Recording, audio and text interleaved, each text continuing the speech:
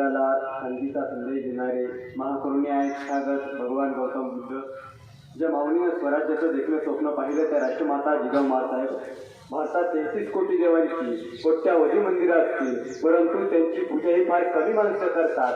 पण माझ्या राजाचं एकही मंदिर नाही, तरी ही कोट्यावधी माणसं माझ्या राजाची पूजा करतात. ते जाणते राजे छत्रपती शिवाजी महाराज. ज्या महापुरुषांनी या स्वराज्याचं फक्त रक्षणच नाही केलं, तर हे स्वराज्य 10 पटीनं वाढवलं, ते छत्रपती संभाजी महाराज. या भारत देशामध्ये सर्वप्रथम बहुजनासाठी शिक्षणाची दारे खुली केली ते शिक्षणाचे जनक राष्ट्रपिता महात्मा ज्योतिराव फुले. त्यांच्या खांद्याला खांदा लावून या देशातील पहिल्या शिक्षिका व पहिल्या मुख्याध्यापिका ज्यांनी येथील बहुजनांच्या शिक्षणासाठी दगडगोटे शेण झेलले, ते विद्येच्या खऱ्या महानायिका क्रांतीज्योती सावित्रीबाई फुले. ज्या महामानवानं आपल्या संस्थानामध्ये बहुजनांसाठी 50% आरक्षण लागू केलं, ते आरक्षणाचे जनक राजर्षी शाहू महाराज. या तुमचं मत हे मीठ एवढं स्वस्त समजू नका, त्यापेक्षा काही लाख मनाचं तुमचं मत आहे ते मत कोण्या भामट्या पुढे गहाण ठेवू नका. असा प्रत्येक भारतीयाला मतदानाचा अधिकार देऊन सांगणारे विश्वरत्न विश्ववंदे डॉक्टर बाबासाहेब आंबेडकर. ही पृथ्वी शेषनागाच्या मस्तकावर तरलेली नसून गोरगरिबांच्या दीर्घकाळच्या तळहातावर तरलेली आहे. हे जागतिक सत्य केवळ 1.5 दिवस शाळेत जाऊन सांगणारे थोर साहित्यरत्न शब्दस्वरूप अण्णाभाऊ साठे. वेदांचा तो अर्थ आम्हा शिकावा, एराणी व्हावा फार माथा, अशी प्रतिकाम्यांना चपराक देणारे राष्ट्रसंत जगद्गुरु संत शिरोमणी संत तुकाराम महाराज. नातू कीर्तनाच्या रंगी ज्ञानदीप लावू दे की, असं कीर्तन परंपरेच्या माध्यमातून ज्ञानाचा दिवा लावणारे संत नामदेव महाराज. आणि महाराष्ट्रात जर मोठं व्हायचं असेल तर मरावं लागतं, हे ज्यांच्या जाण्यानं त्यांनी आपल्याला काल परवा दाखवून दिलं. त्या अनाथांच्या नव्हे तर उभ्या महाराष्ट्राच्या माई सिंधुताई सपकाळ. राष्ट्रसंत तुकडोजी महाराज, राष्ट्रसंत गाडगे बाबा, शिक्षक महर्षी कर्मभाऊराव पाटील, शिक्षक महर्षी डॉक्टर पंजाबराव देशमुख व ज्या महामानवांनी तुमच्या आमच्या प्रगतीसाठी तुमच्या आमच्या कल्याणासाठी अहोरात्र काम केले, त्या तमाम महामानवांना, त्यांच्या विचारांना आणि त्यांच्या कार्याला मी अभिवादन करतो.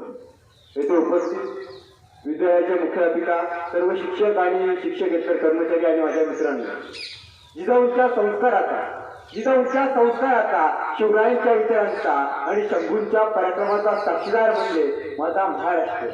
शाहूंच्या पुरवणी लढ्यांचा, बाबासाहेबांच्या लेखणीचा, अण्णाभाऊ साठेंच्या लोककलेचा आणि महात्मा ज्योतिबा फुलेच्या क्रांतीचा वारसदार म्हणजे माझा महाराष्ट्र.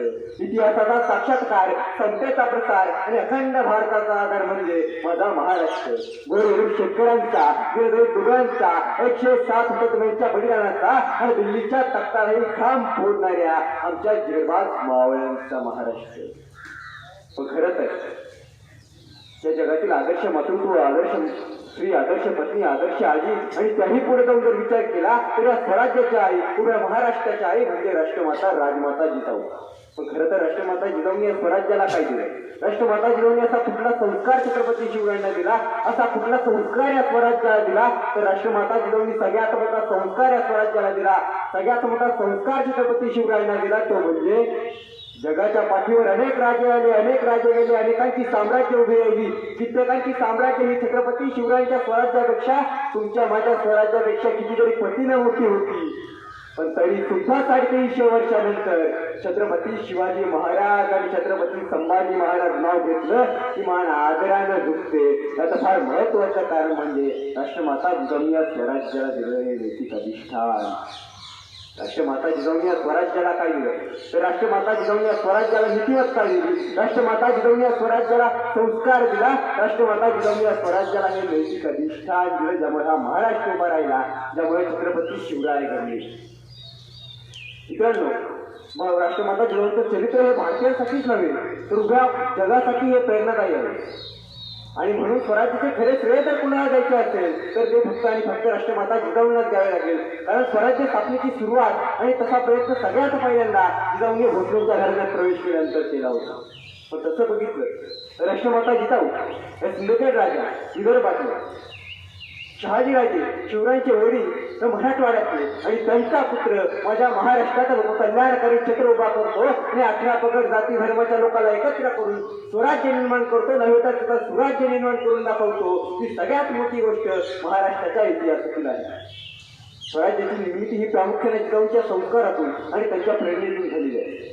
जिजाऊंनी छत्रपती शिवरायांना बोलतं मार्गदर्शन केलं नाही तर त्यांची कृती, त्यांचं धाडसी निर्णय, त्यांचं धीराचं वागणं, प्रेमाचं बोलणं आणि संकटातून खंबीरपणे जगणं हे सर्व छत्रपती शिवरायांसाठी आदर्श ठरलं. त्यामुळे खऱ्या अर्थाने छत्रपती शिवराय घडले आणि त्यामुळे खऱ्या अर्थाने स्वराज्य उभं राहिले.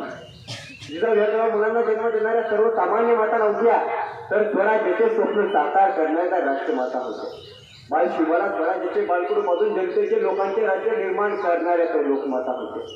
ज्या वेळी छत्रपती शिवाजी महाराज हे औरंगजेबाच्या कैद्यात होते आग्र्यामध्ये, तेव्हा जिजाऊ ह्या मोहिमेवर गेलेल्या होत्या. नव्हे तर त्यांनी उत्तमपणे राज्यकारभार केला.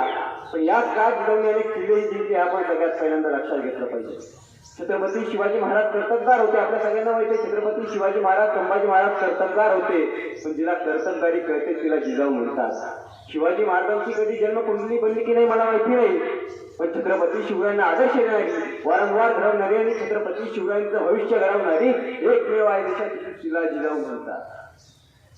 मित्रांनो, खरं तर हे स्वराज्य उभं राहिलं कसं, कसं निर्माण झालंय तर मग शहाजीराजांच्या सांगण्यावरनं मासा जिजाऊ पुण्यात आल्या. उद्ध्वस्त झालेलं पुणे, भकास जंगल झालेलं पुणे, मुरार देशद्रोहाला गाढवाचा नांगर फिरवला सगळ्या पुण्यावरनं. सगळी भूमी उजळ करून टाकलेली, या भूमीचे पहार रोवलेली, तुटक्या फुटी कवडीचं लाडकवलेली आणि सांगितली त्या रयतेला इथं वस्ती करणं अशुभ.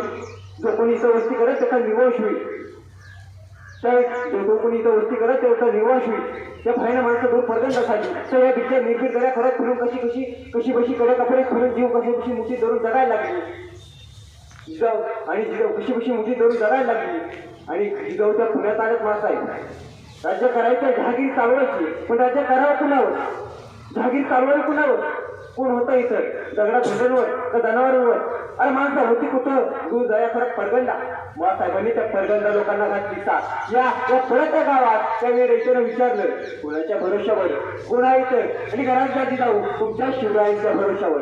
या राजा समर्थ आहेत. पण त्याच वेळी रयतेनं बोट दाखवलं ते मातीच्या उरावर रोवल्या गेलेल्या पाहणीकडे आणि विचारलं कसं यावं इथं आलं तर आमचा निर्वंश होईल. त्या सरशी जिजाऊ झाल्या पुढं मातीच्या उराची पार उचकटली, दूर भिडकावून दिली, अंधश्रद्धेचं डोकं गुगारलं आणि घरातल्या मासाहेब मीरा इथं उद्या झाला माझा निर्वंश तरी आणि आपल्या एकुलते एक शोभा लागेल. मासाहेब जिजाऊच्या पुण्यामध्ये राहू लागला. फक्त लोकांना विश्वास आला. अरे मासाहेब राहतात तिथं, आपण काढायचं. हळूहळू परतू लागली, घरं गजबजू लागली, गाव फिरवू लागली आणि मग निर्माण झालं तो विद्येचं माहेरघर महाकाय चतुर. आणि याच पुण्यात जिजाऊ नंतर 150 वर्षांनी जन्म झाला तो एका महान ऐक्याचा, तो म्हणजे क्रांतिज्योती सावित्रीबाई फुलेंचा. याच पुण्यात जन्माला आला. विद्ये विना मती गेली, मती विना नीती गेली, नीती विना गती गेली, गती विना वित्त गेले आणि वित्ता विना शूद्र फसले. एवढे सारे अनर्थ एका अविद्येने केले असा सांगणारा महात्मा फुलेंचा विचार. आणि सगळ्यात महत्वाचं याच पुण्यात रोवला गेला वर्ग व्यवस्थेला सुरुंग लावणारा स्त्री शिक्षणाचा पाया. याच पुण्यात सुरुवात केली जिजाऊंनी ती स्वराज्य स्थापनेच्या कार्याला. आणि याच पुण्यात सुरुवात झाली की सावित्रीबाईंनी स्त्री शिक्षणाच्या कार्याला. आज भारतात प्रत्येक क्षेत्रात स्त्री अतिशय अभिमानाने यशाचे एक पाऊल पुढे टाकत आहे. याचे सर्व श्रेय शिक्षणाच्या स्फूर्तीनायका असणाऱ्या सावित्रीबाई फुलेंना दिले जाते. महात्मा फुलेंच्या विचाराचा, कर्तृत्वाचा झेंडा आपल्या खांद्यावर भविष्यभर पेरण्याचं काम हे सावित्रीबाईंनी केलेलं आहे. राष्ट्रमाता जिजाऊ सावित्रीबाई फुले संकटावर मात करणाऱ्या होत्या. संकटासमोर लढणाऱ्या नव्हत्या, तर संकटासमोर त्या लढणाऱ्या होत्या. आजच्या भारतीय शिक्षणातून मानसिक गुलामगिरीकडे माणूस जाताना दिसत आहे. सावित्रीबाई फुलेंचे, महात्मा फुलेंच्या शाळेत दिले जाणारे शिक्षण हे चिकित्सक होते, राष्ट्रप्रेमी होते. सावित्रीबाईंचे शिक्षण होते सत्य असत्यातला फरक ओळखणारे, व्यवस्थेच्या विरोधात बंड करायला लावणारं, शत्रूची ओळख करून देणारं. दुर्दैवाने ते शिक्षण आमच्यापर्यंत आलं नाही, म्हणजे येऊ दिला नाही. आमच्या शिक्षणामध्ये बाह्य स्वरूपाचा बदल झाला, पण अंतर्गत मूलभूत व्यवस्था, जाती व्यवस्था तशाच राहिल्या. कारण आम्ही बहुजन आमची प्रेरणास्थानं विसरतो. आज जे शिकवलं जातं त्यांनाच आमची प्रेरणा मानू लागलोय. कंगना राणावत आमची प्रेरणा नसून राष्ट्रमाता जिजाऊ आणि सावित्रीबाई फुले आमच्या प्रेरणा की आम्ही विसरत चाललोय की काय. खरं तर राष्ट्रमाता जिजाऊ म्हणजे काय, स्वराज्य म्हटलं तर स्वराज्याचे 3 कोण 3 अगदी वेगवेगळ्या ठिकाणी उभे राहतात. स्वराज्य संकल्पक शहाजी महाराज, स्वराज्य संस्थापक शिवाजी महाराज आणि स्वराज्य रक्षक संभाजी महाराज. पण नेमका प्रश्न पडतो की राष्ट्रमाता जिजाऊंचं नेमकं स्थान कोणतं. तेव्हा 3 कोणांचं बारकाईने निरीक्षण केल्यावर उत्तर येतं की या 3 कोणांना जोडणारी एक समान रेषा येते आणि ती समान रेषा म्हणजे राष्ट्रमाता राजमाता जिजाऊ. जेव्हा स्वराज्य संकल्पक शहाजी महाराजांबरोबर माता जिजाऊंचा विचार केला जातो तेव्हा त्या त्याग आणि समर्पणाचं मूर्तिमंत प्रतीक म्हणून माता जिजाऊ उभ्या राहतात. जेव्हा स्वराज्य संस्थापक शिवाजी महाराजांच्या बाबतीत माँसाहेब जिजाऊंचा विचार केला जातो तेव्हा ती अखंड प्रेरणा स्रोत म्हणून माँसाहेब जिजाऊ उभ्या राहतात. आणि जेव्हा स्वराज्य रक्षक संभाजी महाराजांच्या बाबतीत माँसाहेब जिजाऊंचा विचार केला जातो तेव्हा आजीची वात्सल्य भूमिका त्या वात्सल्याचा कमंडलू घेऊन त्या वात्सल्याचा मंगळ कलश घेऊन आदर्शाची वाट पाठवणारी आजी म्हणून माँसाहेब जिजाऊ उभ्या राहतात.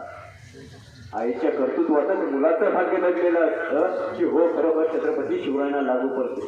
कारण जवळजवळ आयुष्यभर त्यांना आपल्या मातेचा सहवास लाभला म्हणून त्यांना कोणीही हिंदवी स्वराज्य संस्थापक गो ब्राह्मण प्रतिपालक अशा धर्मभेदजन्य जातीभेदजन्य संकल्पनांना अशा मर्यादांना संकोचित करू शकणार नाही. इतकं विशालमय अमर्याद विपुंग आणि देशप्रेमान व्यक्तिमत्व जिजाऊंनी आपल्या व्यवहारिक शिक्षण म्हणून आणि प्रजाहित रक्षणाच्या ध्यासानं स्वतःच्या जीवाला कासून घडवलं होतं. राष्ट्रमाता जिजाऊंनी छत्रपती शिवरायांसमोर आदर्श ठेवलेले होते. आदर्श राष्ट्रमाता जिजाऊंनी बळीराजांच्या छत्रपती शिवरायांना अनेक वेळा कथाही सांगितल्या होत्या. मित्रांनो, आपण अनेक वेळा जय जिजाऊ जय शिवराय म्हणतो, पण लक्षात ठेवा शिवराय म्हणायच्या आधी जिजाऊ घ्यावं लागतं ना. कारण शिवराय असतील तर जिजाऊ असतील तर शिवराय घडतील, जिजाऊ पाठीशी उभा राहतील तर शिवराय उभा राहतील, आणि जर जिजाऊ जन्माला आल्या तर शिवराय निर्माण येण्याची संधी निर्माण होत आहे. म्हणून खऱ्या अर्थाने आपण जिजाऊला वाचवण्याचा प्रयत्न केला पाहिजे. पण आजची स्थिती पाहता आपण जिजाऊला वाचवण्याचा प्रयत्न करतोय काय, हा सगळ्यात मोठा संशोधनाचा विषय या ठिकाणी बनलेला आहे. छत्रपती शिवाजी महाराज जर कोणामुळे घडले असतील तर ते फक्त आणि फक्त राष्ट्रमाता जिजाऊमुळे घडले आहे. म्हणून तर छत्रपती शिवरायांचे गुरु या राष्ट्रमाता जिजाऊ आहेत. छत्रपती शिवाजीराजांच्या आयुष्यात फक्त दोनच गुरु होते, एक म्हणजे राष्ट्रमाता जिजाऊ आणि दुसरे म्हणजे संत तुकाराम महाराज. याच्या पलीकडे छत्रपती शिवरायांचे गुरु नाही. दुसरे तिसरे कोणी उघडे नागडे छत्रपती शिवरायांच्या याच्या पलीकडे गुरु नाही. आणि जरी तसा कोणाचा आत्ता असा तर जास्त दूर जायची गरज नाही. काल परवाची गोष्ट आहे. काल खंडपीठाने निर्णय दिला उच्च न्यायालयानं की छत्रपती शिवाजी महाराजांचे गुरु म्हणून तुम्ही जर रामदासाला मिळवण्याचा प्रयत्न केला तर तुमच्यावर कायदेशीर कारवाई होऊ शकते. ते खऱ्या अर्थाने छत्रपती शिवरायांना आदरांजली दिली. मी म्हणत नाही उच्च न्यायालयाने निर्णय दिलाय काय. मित्रांनो, एक शिवप्रेमी महाराष्ट्रात आला होता. त्याचं नाव होतं जेम्स ले. तो शिवप्रेमी होता. त्याला वाटतं थॉमस विकटने इतिहास लिहिला, हिंदी ऑप्शनने इतिहास लिहिला. मला तुझा छत्रपती शिवरायांचा इतिहास वाचायचा. तर तो महाराष्ट्रात आला. त्याला पुण्यात विचारलं की कुठे नाही मला खरा इतिहास. तर तो भंडारकर संस्थेमध्ये गेला. पण तिथं कोणाला भेटला तर भंडारकरला भेटला. पण भंडारकर पुरंदरी आणि विहंगरे ते त्याला पहिलेच पोट दाखवण्यासाठी लाल महाराज घेऊन गेले. आणि ते काही शिल्प होतं दादोजी कोंडदेव, राष्ट्रमाता जिजाऊ आणि शिवाजी महाराज.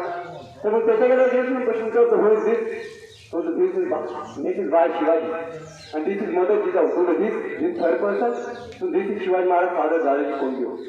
मग जेम्स जातो घरी पुस्तक लिहितो Shivaji the Hindu king Islamic India, आणि त्या पुस्तकात जेम्स लिहितो Dadoji Kondadev biological father of Chhatrapati Shivaji Maharaj. James जातो घरी पुस्तक लिहितो Shivaji the Hindu king Islamic India, आणि त्या पुस्तकात जेम्स लिहितो छत्रपती शिवाजी महाराजांचे वडील हे दादोजी कोंडदेव आहे. असले आमचे लोक त्याला अरे विषय देऊनी संपविला तो मूर्खाचा छत्रपती बटाच्या हरामखोरीचे आणखी पुरावे देऊ किती खरं सांग रे भाऊ जना, तुला जाग काय येत नाही.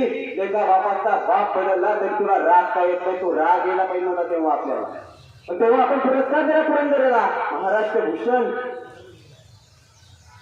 मित्रांनो, जेव्हा अफजल खानाची आणि छत्रपती शिवरायांची भेट झाली तेव्हा ती सारी गोष्ट तुम्हाला माहिती. पण त्याच्यानंतर काय झालं तर अफजल खानाचं शिर हे संभाजी कावजी कोंढाळकरकडून राष्ट्रमाता जिजाऊकडे पाठवण्यात आलं. तेव्हा मानवतावादी मर्यादेशी जिजाऊंनी छत्रपती शिवरायांना सांगितलं की शिवबा खान स्वराज्याचा दुश्मन होता. शिवबा खान स्वराज्याचा दुश्मन होता. तो मेला आणि त्याच्याशी असलेलं वैरही संपलं. मेलेल्याबद्दल वैरभाव बाळगणं हा मानवतेला कायमा लावणारा प्रकार असतो. विचार राष्ट्रमाता जिजाऊंनी छत्रपती शिवरायांना घडवताना दिले ते आपण सगळ्यात पहिल्यांदा लक्षात घेतलं पाहिजे मित्रांनो. मग ते शिर काही काळानंतर ते शिर अजगराच्या एका बालेकिल्ल्याजवळ ठेवण्यात आलं, आणि त्याच्यानंतर जिजाऊंच्या सांगण्यावरनं ते शिर प्रतापगडाच्या एका बुरुजाखाली दफन करण्यात आलं. आणि आजही ते ठिकाण अफजल खान बुरुज म्हणून त्या ठिकाणी इतिहासाची साक्ष त्या ठिकाणी देत आहे. जिजाऊंच्या वागण्यावरनं मानवतेची सन्मान करण्याची वृत्ती आपल्याला त्यांच्याबरोबर दिसून येते. रांजणगावच्या पाटलाचे हातपाय कलंक करण्याचा आदेश जिजाऊंनी छत्रपती शिवरायांनी दिला, आणि हिरकणीची सन्मान करण्याची प्रेरणा, हिरकणीचा सत्कार करण्याची प्रेरणाही आमच्या जिजाऊंनी छत्रपती शिवरायांनी दिली. आपण सगळ्यात पहिल्यांदा लक्षात घ्या. राष्ट्रमाता जिजाऊ या स्वतः युद्धात टिकून होत्या, भारतीय होत्या. आदर्श असे सर्वगुण संपन्न मातृत्व हे राष्ट्रमाता जिजाऊंचे होते.